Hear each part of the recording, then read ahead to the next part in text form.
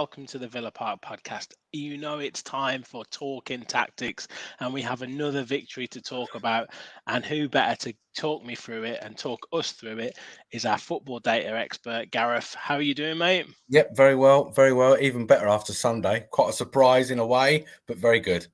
Yeah, absolutely, mate. I said, obviously, we talked after Crystal Palace, a few little things that weren't quite right. Obviously, we got the result, and then there was the Legia game, which was a bit of a nightmare, to be honest. And I know we didn't do a talking tactics, but in terms of our match reactions, we talked around lots of things that the players hadn't taken on board if they were told, and that Unai Emery maybe needed to tweak. And I guess a 1-0 win from a coach's perspective away from home is pretty much the perfect tonic, the perfect result.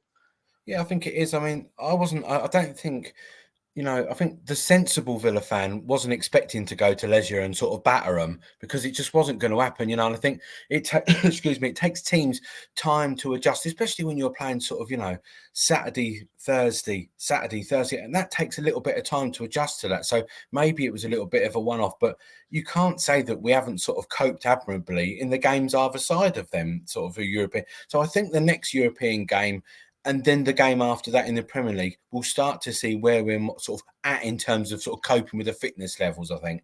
Yeah, absolutely. And, we'll talk into the game, but I think Chelsea away, a Chelsea team that are massively in transition probably wasn't a bad game to face, a bad opponent to face in terms of coming back and sort of putting things right, but you've still got to do it.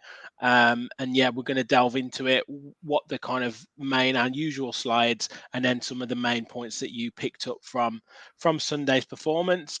Before we do get into that though, guys, we are over 2,400 subscribers. So we hit that in the last few days. So that's amazing. Well on the road to 2.5K, and obviously on the road to 3K. So you guys can really help us get there by hitting that like button and hitting that subscribe button.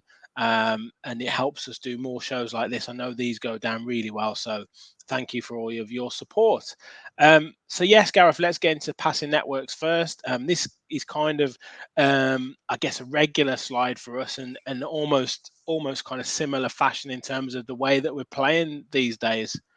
Yeah, as analysts, you're kind of there to sort of back up what the coaching staff are trying to do and then show them that what they are doing or trying to implement is actually working. And we can see that it pretty much is. You can see what's happening on a week-to-week basis, that Martinez, Powell, Tadino on that left-sided bias that we constantly talk about. But it's nice to see that bit of familiarity, and it's nice to see sort of these other triangles appearing from Konsa, Kamara and Cash, which again we've seen. So we're seeing those three, and the three on the left and the three on the right, interacting really well.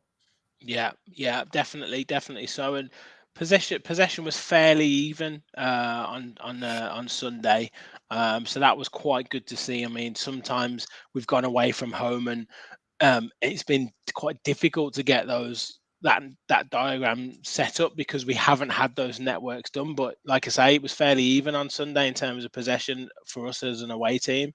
Yeah, it was in the end. I mean, I think obviously we have to think about the red card in that. We have to True. sort of Yeah. take that into account. So, but yes, it was reasonably even coming into the game. Sort of, I've had different conversations with people, especially Chelsea fans, in recent hours actually, saying about the XG and everything, and how sort of Chelsea did create more throughout the game than us, even though we were sort of down to 10 men before that. So after that, we created a lot more, but before that, they were pretty much on top in terms of XG, and that points to for Chelsea being wasteful again. So. Yes, we won the game 1-0. Could it have gone the other way if Chelsea were better? Definitely. Yeah. It was like that. It was like that, and we'll get into kind of where we took our advantage and what we did with it shortly. In terms of kind of the X threat contribution, I know you quite like this one. Obviously, this is passes only. Anything that we need to decipher from this? Anything that we should be taking out from this? Not really. I was quite sort of a bit surprised not to see Luca Digne a little further up there again, because I thought his passing again on Sunday was excellent. As was he, I should say. So yeah, I mean, you're looking at the Chelsea players there. You're seeing sort of like two of the back four. They're the centre backs. They play sort of quite central into midfield and balls over the top as well into good areas. So not quite a surprise to see them on top, but. This is low expected threat, really. 0.2 is fair, reasonably low. So, yeah, not real many surprises for me. Good to see Boubacar Kamara up there, though. Yeah, I was going to say that was good, and it was a bit more of a performance from Boubacar that we've become accustomed to. He seemed like he was back to his old self. I know on the slides, I'm teasing the slides, but we're going to talk about that press and getting that organisation right that made it much more easier for them to be effective. But that's a little teaser for you guys to stick around. The much vaunted XG. Let's get into a couple of those slides. So the shot map. Obviously, Chelsea fans, you said, were deep in conversation with you around their expected goals and their quality of chances. Anything from that backs up what they're saying too No, much? I mean, Chelsea had 7 shots in the first half and then 3 in the second. So it was kind of a little bit sort of in between and hit and miss, really. But sort of, we had 10 shots in the second half compared to just the 5 in the first. So I think I've had, like I said, that going back to the conversations I've had to people saying to me, well, Chelsea sort of peppered us almost. They just weren't clinical enough. Well, I don't quite agree with that. I mean, they created more in terms of XG, but not in terms of actual shot volume. So it's kind of, you can kind of take that each way you want. If you're a Chelsea fan, you peppered us with XG and your chances were great, but you didn't convert them. Or if you were Villa, well, we did much better, conceding 10 in the second half, because I think the red cards change games. They really, really do. I can't emphasize that enough. It doesn't matter whether it's sort of 20 minutes from the end or sort of, early in the first half. It changes games. And I think we did well. I think to create that much XG against Chelsea, who did sort of not boss it as such. I wouldn't want to say that, but we did well to get the win, I think. They had some threatening players, didn't they? Yeah. Who in certain times did get into really threatening areas. It's just that we were talking about it on the reaction. They either didn't quite make the right decision or they were slightly on the wrong wavelength as to what Yeah. the other player wanted to do. Sterling, you could argue, had a really good game, but there was times where he maybe could have laid it across, or he could have took a shot earlier, or Mudryk had one or two effective crosses that went flashing across the box, but whoever was in the box wasn't on the same wavelength as him. And No. that's where I think Chelsea supporters are getting that kind of impression from. Yeah, I totally agree. I think I was watching it just thinking, if one of these goes in, this could go the other way. Even though we're 1-0, I thought this could go the other way. But we sort of, I'm not saying we didn't deserve to win, but we kind of got away with it to an extent. Yeah. Well, we just about kept them at arm's length, Yeah, if you like, yeah, but it could have tipped if the momentum would have yeah, changed really a lot. Whereas when we scored, yes, we had a little bit of a go at a couple of chances, a couple of shots, but we didn't really go right. Now let's take control of it. We just thought, right, we've got the 3 points in the bag at the minute. Let's just make sure we keep keep hold of them. Quick look at the timeline. Anything that we can again decipher from this in terms of the story of the match? No, I mean, this is my third installment of going back to this conversation I've had recently. Is that in terms of that, this guy who I was talking to was right. They created their better, higher quality XG chances, even though they're not of a high volume of shot, if that makes any sense. Yeah. They're good XG chances. That's not peppering a goal. That's not, Yeah. you're creating high quality chances, but if you're not putting them away, it means nothing. So look and see us there with sort of some low quality shots in the first half. In the second half is when we really stick to pick up. And look what happens on 58 minutes. Yeah. Rapid increase. So yeah, I did think Chelsea rallied quite well, especially when Cole Palmer came on. I thought they did have one or two, but they're going to throw caution to the wind, aren't they? It's like you might as well get back to 1-1 or lose 2-0 at Yeah, that point. So yeah. I mean, I've seen a lot of sort of. I'm going to do some projections myself on expected points table, which some people hate, but I've seen one with Opta today that put Chelsea at 4th in an expected points table, even though they're down in 14th. If Chelsea start to really start to put away these chances, they will get up the table. interesting. I'm sure people will like to Chelsea fans. I'm sure you're popular with them. But yeah, that'll be interesting viewing because that's where Villa got into that argument with a lot of the kind of analysts around. They were outperforming their XG, they were outperforming their expected points, and that's where you could be getting into controversial territory, Gareth. But this is the same thing as what we talk about. This is why we do these simulations and prepare these models, because we can sort of see that they're saying that at Chelsea that the data is telling them something, and it is telling them something. If only they can get it together. Yeah. Look, guys, again, please do hit that like button, hit that subscribe button. This is the only place where you get this type of analysis off Gareth. You spend a lot of time into this, so do hit the like button to show your appreciation, and do hit that subscribe button to help support the channel and help us do more shows like this. So please like and subscribe. You'd be doing us a huge favor. We've teased it a few times around kind of why we won the game, what we got right from maybe previous matches, and there's a few slides and a few pointers that you want to make. So let me just stop talking and get on with sharing my screen.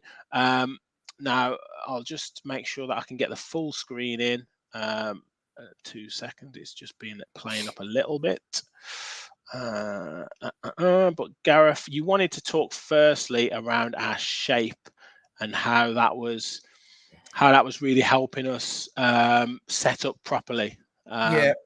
Yeah, really important that people, especially against Chelsea, who've got nippy, really quick, pacey, wide players, is that you're then sort of you're keeping your players in wide positions, especially your wider midfielders. And this is where we saw a bit of a change with Zaniolo and McGinn out of possession, not squeezing infield so much. They're sort of keeping the width outside, and they're really sort of trying to make sure that Sterling and Mudryk are kept contained in terms of letting Digne and Cash sit off a little bit, and that means McGinn and Zaniolo can do that little bit defending. And this is where Zaniolo is very similar to Jacob Ramsey. He will do the dirty work. He will get back and he will defend, and that's why he's a very similar profiling player to Ramsey, and some of the characteristics on and off the ball, especially his ball carrying and things like that, but defensively as well. This is important, and we saw more of a sturdy 4-4-2, if we like. We'll see that in the next slide as well. Cool. Just my laptop is just playing up a tiny bit, so I will just jump back in and out. But let me just go to the next slide. But it's one of them things that we have to sort of maintain, that especially away from home, we're going to see decent, sort of a bit of a separate shape and a little bit more rigid. And I think against Chelsea, we were more rigid, and the spaces were shorter, and it just looked a little bit more organised than it did against Legia, for example. Sure. I don't know what is going on with my screen at the minute. Just give me a second. I can only fill for so long. That's fine. I'll just you just bear with me a second, audience. Here we go. So just again on that shape, because we've got the second slide that you wanted to cover. Yeah, the second slide was more to do with sort of like, especially when you're looking after someone like Mudryk, for example. Yeah, that's great. And then so we're seeing that, and this is why I've highlighted these Chelsea players. Chelsea set up in a 4-2-3-1, and you've got sort of Enzo Fernandez in sort of like a cam position, if you like, the number 10 role. Why they don't play him as a 6 and push Gallagher up there, I don't know. But this is the way they choose to do it. And you can see the two Chelsea DMs, which is Gallagher, and Caicedo. And you've got Jackson, who's up top, but he's dropped off a little bit. And this was the difference when Fernandez is making runs sort of off of that tempo, off the back of Douglas Luiz and into Pau Torres and into Constance. They were quite happy to handle it. Douglas Luiz and Kamara, you did not see them track any of them players back, well, not unless it was sort of deeper into the box, you know. They didn't have to do it. They didn't need to do it. They were quite comfortable to let Fernandez and that run off, knowing that Mudryk and Sterling would be coming out from outside to in into wide positions. So it was handleable. Yeah. Kamara and Luiz did it fantastically well, really rigid. Yeah, well, look how much more settled and much more organised that looks now. Obviously, that could be down to Chelsea not pulling us around enough, but yeah, they just look a lot more comfortable there with that setup. Yeah, I mean, we can only look at ourselves, can't we, and how we're sort of deciding to do things, and that's the best way from a Villa perspective. Absolutely. Moving on to our kind of third one is, again, where I was teasing that, you know, Kamara looking more comfortable, the team maybe looking a bit more comfortable with that line, was you've summed it up there. We had a better like mid-block shape without being too kind of technical or too kind of hipster, but it just seemed more kind of organised. Yeah, you're kind of dropping off sort of 10 yards as per where Chelsea have got the ball on the pitch. So if they're further up with 10 yards, you just drop off an extra 10 yards. And that's what they've probably been instructed to do in those sorts of situations. But here we can see that midfield is pretty rigid. Zaniolo's at the top left of the pitch there. We can't see him because I've cut him out of it. But even then, you've got Diaby sprinting back to Caicedo. And what I thought was really important was that Watkins' pressing was a little bit better on Thiago Silva. A lot better. Sort of, he looked a lot more interested off the ball, and it was just a bit more sort of a settled shape, and it was good. Yeah, absolutely. We'll come to Watkins in a bit because we've got some praise for him. But first of all, you wanted to highlight Zaniolo, and you've put there being brave and keeping the width. Yeah, the reason I'd said this is because I noticed that sort of when we were on the ball, even though the two fullbacks were reasonably high, McGinn and Zaniolo still kept the width quite a bit. Now, on this screenshot, it doesn't tell us that because McGinn's central, but the ball's on. So we're just sort of going to come and shift across here a little bit. And you know that Zaniolo is keeping that width. He was the one that kept the width on this left-hand side. And it was really important to do that. And why I say being brave, you're expansive. In this situation, you're expansive. You're away from home. You've got pacey players from Chelsea on the counter. It is brave. Yeah, there you sorry, next slide on that one again. And also with him, you talked around his kind of influence with Digne. You talked about you were surprised at Digne's expected threat in terms of his passes weren't as high as they could have been, but I guess that was linking to the link up play that him and Zaniolo had. Yeah, and especially being away from home, sort of he maybe see a little bit less of the ball, I guess. But yeah, you're right, and I think it's been interesting, especially against against Palace. I think it was, wasn't it, the last game? They played really well together then, and I think it was important to do that, and it just looked like they've got some sort of understanding going on. They really have done. And I honestly think if Moreno, when fit, I think he's going to struggle to come back in the side, Rich. Yeah, well, he's out for another couple of weeks, I think. Yeah. So it's going to be interesting. I've put a tweet out. Obviously there's a lot of games coming up. Digne has done really well. I know he's been one of your favourites since the start of the season. Gareth, he thought he's been really consistent, but Yeah. even so, like it's a lot of games to play. But on another point, Zaniolo's looking to get used to Premier League football. If he's got that settled left back behind him, that's only going to benefit, if they can strike up that relationship. Yeah, it is. And I think in terms of like fitness and everything else, he looks like an Ashley Young type fit player, doesn't he? If you know what I mean. He looks like he could go all day, Digne. And you've got no choice. Squad wise, you've not really got much choice. You're going to have to go with him because you can't see him changing the shape. And even if he does that and goes to a back three, well, who's going to play on the left wing back? He's not going to do it. So Dean is going to be in the side, whatever, come what may. But yeah, the understanding was really good. And I just think there's when they sort out these little nuances about who's going to go, who's going to drop, sort of turn and receive on the half turn and burst. I don't know what they'll do with that, but there's a real threat, this left-hand side, even now. Yeah, well, he deserved a goal. I think he's had a couple of good shots. He had made Sanchez pull out a cracking save on Sunday, so I don't think a goal's too far away for him. Quick on the defensive organisation. Obviously, we caught Chelsea out. I think it was 10 times they got caught offside. But you put double checking the line here. What do you mean by that? Yeah, it worked. I'm you know me, been hypercritical of the high line, but on Saturday it worked. Mostly it worked. There was a few times that we could have got caught out, but I think with a couple of VAR things that may have gone to VAR if something would have happened with Sterling and a Jackson chance, for example. But yeah, I just think Pau Torres, we've been a little bit critical, haven't we, in the past of his sort of positioning in that back four and on that offside trap. And here again is the deeper one here. I think we've just got to be a little bit aware about how things are sort of, in that. We've just got to be double checking that line. And I think he probably is. I just think here, if that ball gets played through and which it is going to, he's clearly onside. I know he's starting from inside his own half, but let's say that ball's played a couple of seconds out. We're splitting hairs, I know. But we just got to be double checking it. Yeah, agreed. It's high risk, high reward football, definitely. Last thing, we obviously covered Watkins last week in terms of that confidence issue, and one or two other things. you wanted to highlight, you touched on it earlier, he's off the ball running.